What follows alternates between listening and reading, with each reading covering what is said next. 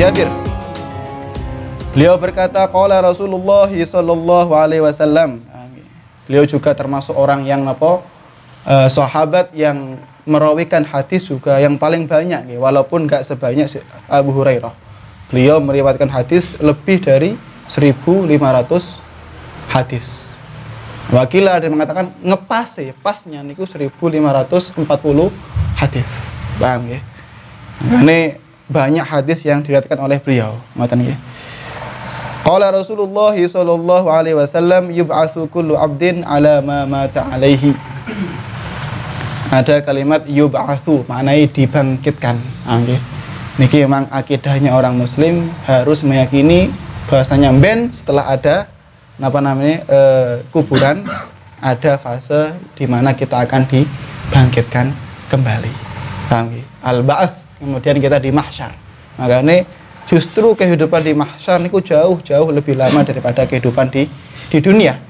Makanya kalau sudah tahu kehidupan mahsyar lebih lama daripada di dunia, sewajarnya kita mempersiapkan golek sangu agar hidup di mahsyar lebih enak daripada hidup di dunia. Makanya yub'atsu kullu 'abdin, setiap hamba, setiap orang akan dibangkitkan dalam kubur, ngoten nggih, ala ma mata alaihi, sesuai dengan kondisi ketika dia meninggal. Maknane piye? Kalau meninggalnya niku meninggal husnul khotimah, insyaallah akan dibangkitkan dengan keadaan sing sae pisan, sing bagus. Paham nggih? Tapi kalau kebalikannya, meninggal dalam keadaan su'ul khotimah, paham nggih? Maka enggak jauh ketika dibangkitkan akan dalam keadaan yang kurang sae. Makanya yub'atsu kullu 'abdin 'ala ma mata 'alaihi. Setiap hamba akan dibangkitkan dari kubur sesuai dengan keadaan ketika dia mati. Makanya kalau kita ingin dibangkitkan dalam keadaan yang indah dan keadaan yang bagus, maka kita harus selalu mengejar, selalu berusaha untuk menjadi orang yang mati dalam keadaan husnul khotimah. Paham nggih? Makanya di kitab Tanbihul Ghafilin sinten namine Imam Sya'rani nggih. Niku termasuk ulama ahli tasawuf yang terakhir, paham nggih? Sing terakhir, paham nggih? Walaupun setelahnya ada, cuma yang jare kula sing mantep nggih, beliau yang terakhir, paham nggih? Niku di era enggak salah di era 900-an Hijriah. Setelah itu sudah enggak ada yang kayak beliau. Paham nggih? Dalam pengarang kitab masalah tasawuf, beliau pernah berkata ngeten, "Iya ya akhi." Mane ngati-ngati, wahai saudaraku, berhati-hatilah. Antusamih nafsaka fil ishtighali bi umuri dunya. Jangan sampai sampean relakan diri sampean. Sampean maafkan diri sampean. Sampean bolehkan diri sampean fil ishtighal, dalam sibuk fi umuri dunya. Sibuk ngurusi umur atau perkara duniawi. Illa biqadri darurati asyariyah, kecuali memang dengan kira-kira, dengan kadar kebutuhan syar'i.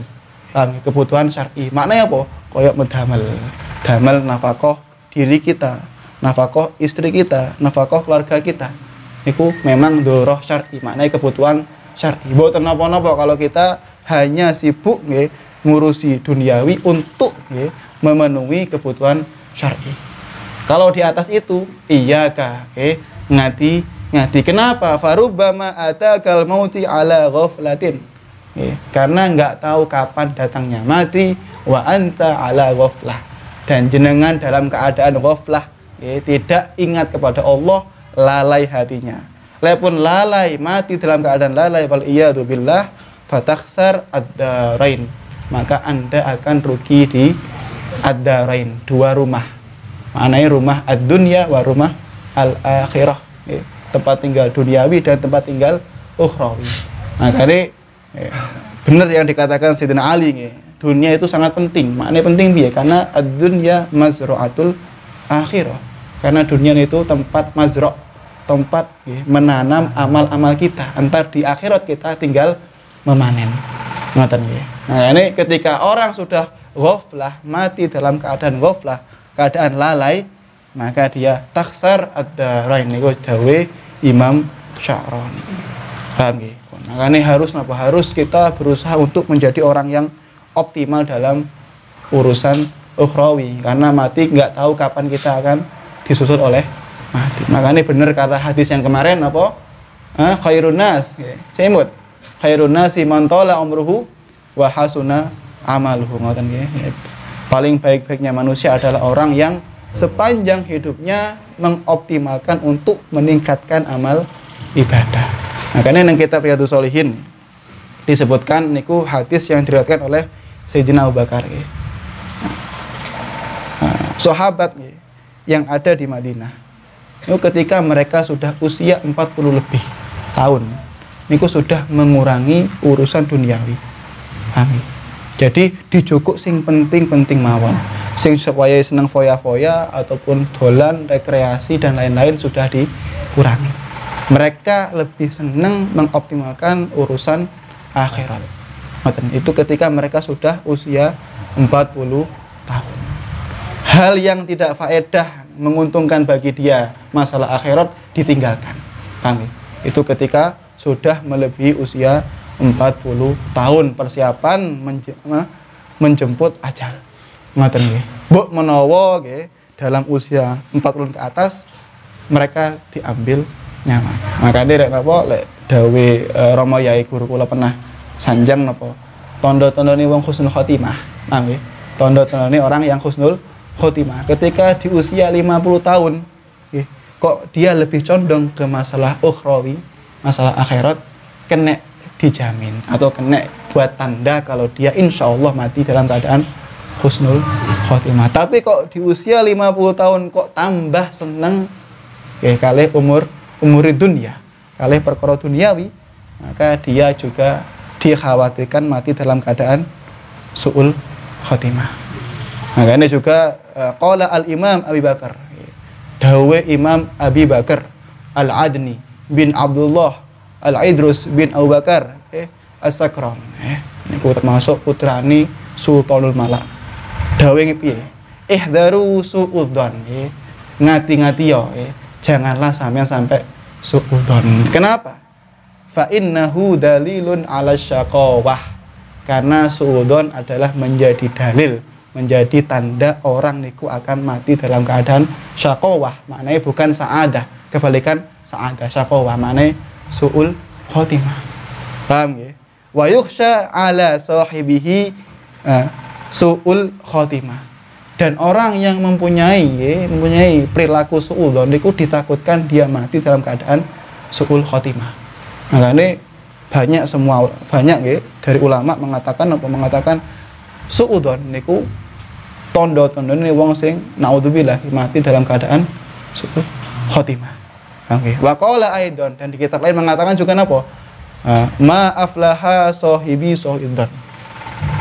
Orang yang mempunyai akhlak su'udzon ma'aflah, tidak ada untungnya wa in asoba, walaupun apa yang dia su'udzon ini sudah terjadi nyata, bukan bohong, nyata. Ma'aflaha sahibi su'udzon. Jadi orang yang mempunyai prasangka su'udzon itu tidak ada untungnya, walaupun wa in asoba, walaupun apa yang dia sangka niku benar terjadi. Nggih.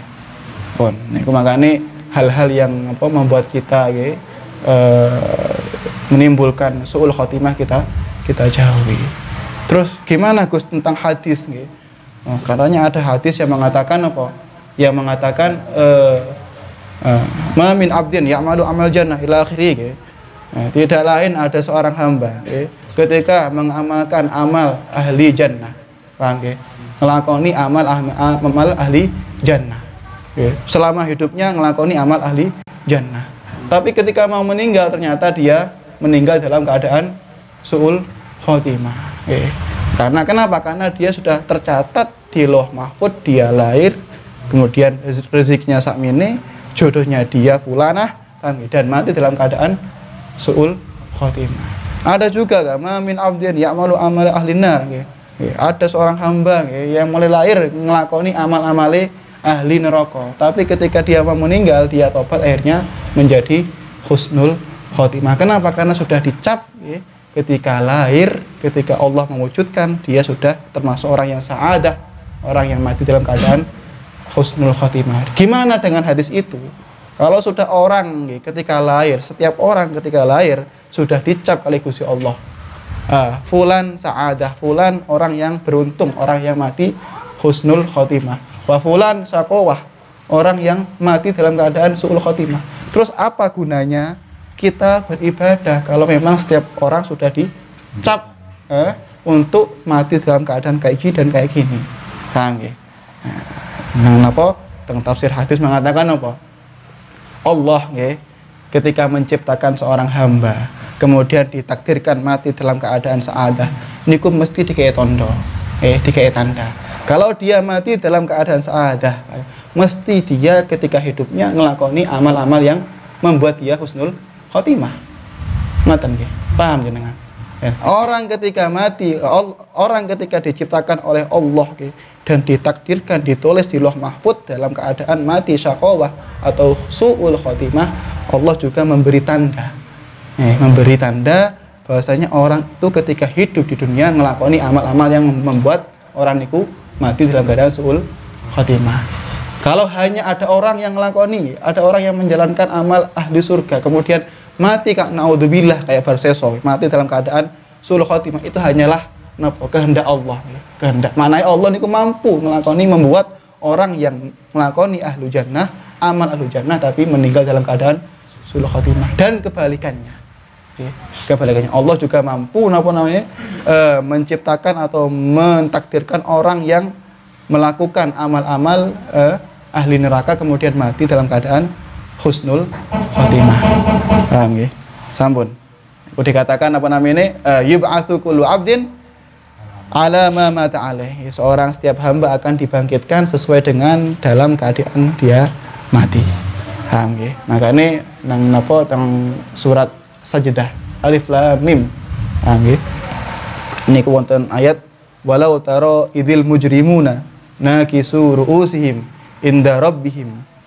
Ketika ya Muhammad delokan lihatlah besok ketika ba'ats, ketika hari mahsyar, al-mujrimun, orang yang ahli pendosa, mereka akan menundukkan kepalanya karena malu dan kecewa.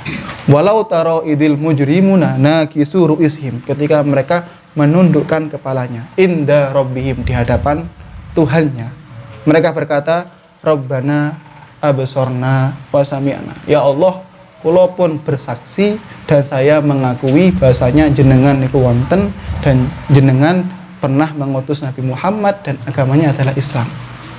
Nah, kemudian apa? Farji'na na'mal solihan inna muqinun. Kembalikanlah saya di alam duniawi agar saya bisa beramal-amal soleh, dan inna muqinun, dan saya sekarang yakin lah jenengan niku barang sing hak, zat yang hak. Tapi dari Allah napa ngasep. Amin.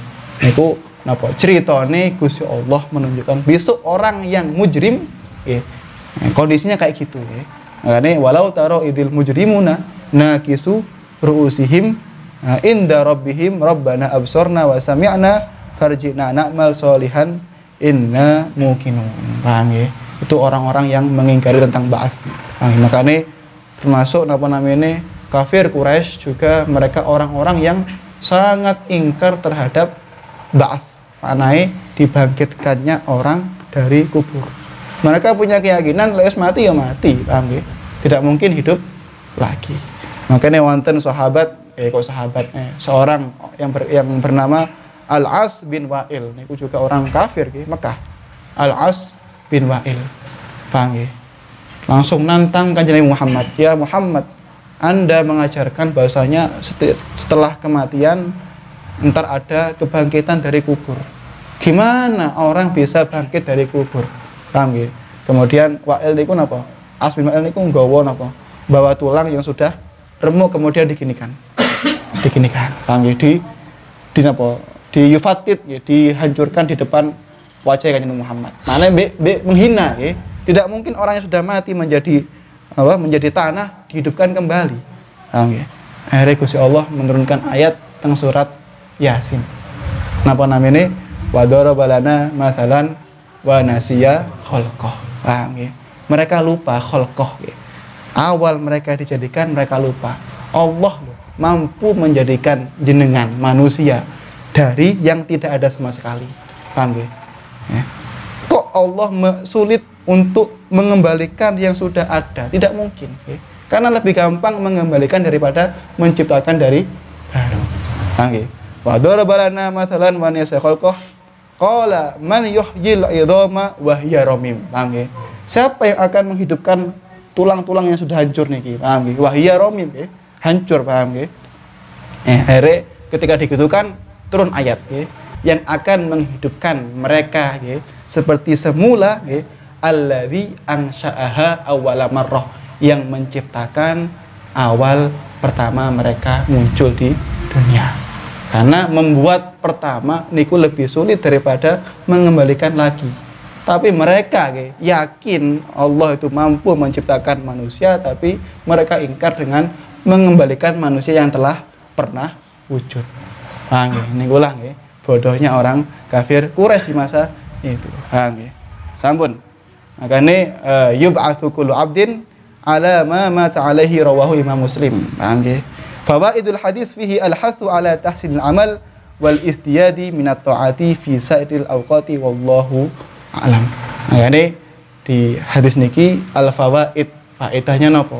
Al-hathu ala tahsinil amal, mendorong kita agar selalu tahsinil amal, selalu napa? Meningkatkan kualitas ibadah kita. Wal izdiyadi minat ta'ah, dan menambah napa? Jumlah ibadah kita fi sa'iril awqat, di manapun dan di kapanpun waktunya. Kenapa? Karena kita nggak tahu kapan akan dijemput ajal. Fa insyaallah mugi-mugi termasuk orang yang mati dalam keadaan husnul khatimah. Ngoten nggih. Sampun. Al hadisu al 'ishruna an Abi Dzar wallahu a'lam bishawab. Cekak.